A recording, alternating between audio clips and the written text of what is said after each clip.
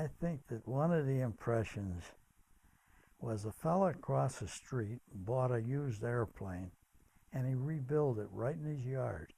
Really?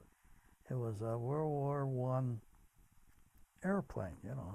This was when you were younger? Yeah, I was young, yeah. I was about 10, 11 years old. And I used to sit on the sidewalk across the street and watch him put the material over the wings and tighten bolts up and stuff. And finally he had the whole fuselage right there in the backyard, and he started the engine up. Oh, that was fantastic. Well, he had to run that engine in. They rebuilt it. He had to get over so many RPMs before they'd license the airplane. So I said, why is he running that crazy thing? Why didn't he put the wings on and fly, you know?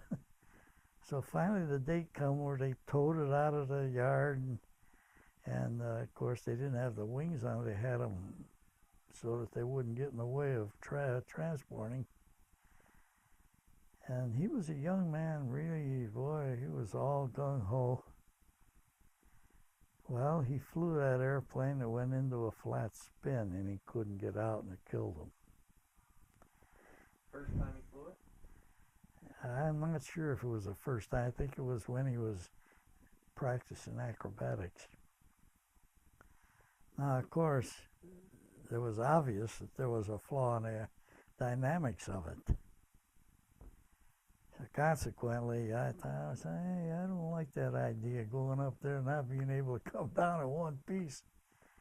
But that really left me a tremendous amount of incentive to be very careful, cautious, and go after your dream. You know, your parents always feel you should be something above that.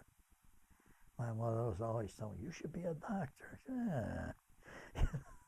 Gotta go with what's in your heart. Yeah, well, I just couldn't see taking people apart, you know.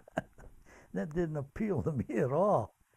But, see, they were so, the families were always, look at what this guy is doing, look at what she's doing, or they were always like that. All the ethnic families were like that.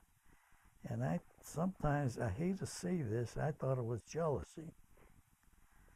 And sometimes I thought it was bragging.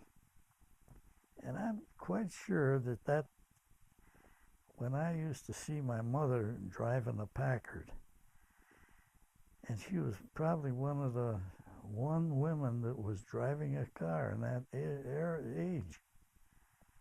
You know, that at that time, it was unheard of to own a car. We were the only family in the neighborhood who had a telephone.